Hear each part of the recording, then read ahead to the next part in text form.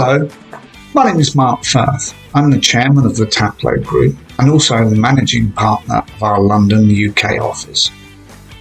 The Taplow Group has 130 consultants based across 6 continents of the globe. In the forthcoming weeks, we'll be issuing a series of podcasts and videos from our consultants on a variety of leadership skills that we believe are going to come to the fore of requirements from business leaders in the future. The areas that I'd like to focus on are business leaders' ability to become adaptable and agile in fast-moving marketplaces. Those marketplaces can be driven by clients, competitors, or outside influences, as we've seen in recent times with the pandemic that is now upon us.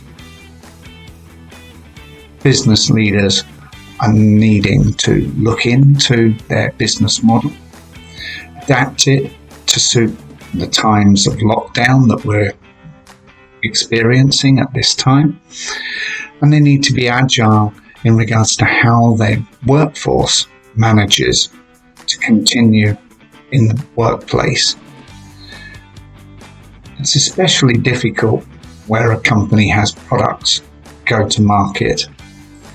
A little bit easier where companies have services that they offer and their employees can work from home. However, we've seen a number of businesses adapt to this particular crisis and the new normal. Logistics sector has changed beyond recognition in getting goods, food to market. Retailers have had to adapt with store opening differentials for the elderly, for the vulnerable, and for the general population. And also, retailers and other product service companies have adapted to the online marketplace, many of whom had never anticipated having an online offering, such as restaurants, who have now started more and more to do takeaways, where before they were encouraging us to visit their restaurants that they had carefully structured with good ambience, lighting, friendly staff, good food, and so forth. But now, those are immediate reactions to the crisis. But we firmly believe that once the pandemic is coming to an end and the lockdown periods are easing, many of those businesses will look at how they can retain those new income streams, how they can do it with faster and better results for their organisation and their customers. I recently read about a gentleman who was going to run the London Marathon later this year. Unfortunately for him and thousands of other participants, the marathon has had to be cancelled. However, he wasn't running the marathon just for himself, but for a charity that was very dear to his family, in particular his children's hearts. And so he didn't want the charity to suffer, but talked to his children about how he could run the marathon within the confines of the lockdown period, whilst raising money that people had already committed to donating upon successful completion of the marathon. He and his children measured out how many feet, stroke meters, were in the marathon. They measured within the house, but found that not to be suitable, measured their small back garden, and worked out the number of laps that would have to be run to complete the marathon, and thus fulfill the charity's needs. His children were involved every day in mapping his progress, sometimes shorter than other days due to tiredness, etc. But they spurred him on when he reached key milestones such as being halfway through.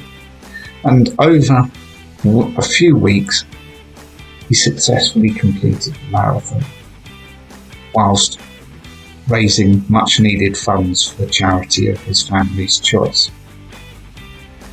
A small example of what is possible in new constraints should be a lesson for all business leaders.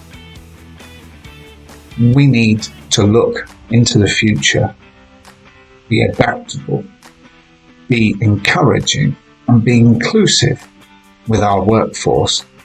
Seek new ideas and outcomes from issues that we're facing or could potentially face in the future if such a situation should arise again or an economic downturn happen in the future. Businesses and business leaders need to ensure that they are open, they are transparent, not only with their investors and with their shareholders, but with their employees.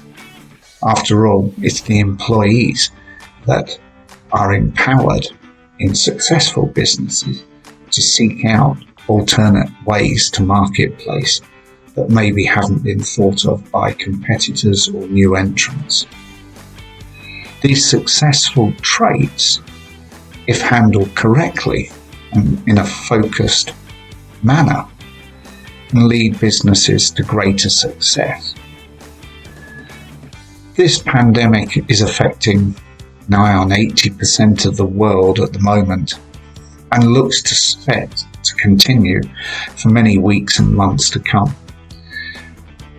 We're encouraging our clients, business leaders in our network, to utilize this time effectively, not only to look into their business, but to communicate more with their employees as they are furloughed or working from home, but also seek to expand those leaders' minds.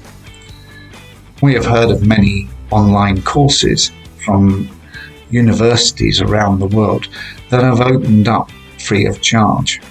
They don't necessarily need to be courses that could affect your business directly, but learning strengthens the mind and enables you to be ready for the future when the lockdown ceases to be in your country.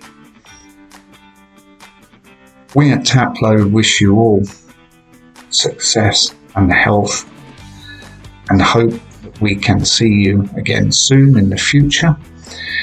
If you'd like to leave any thoughts and comments, please do so below and we'll endeavour to respond as soon as possible. Thanks once again for listening and we wish you well.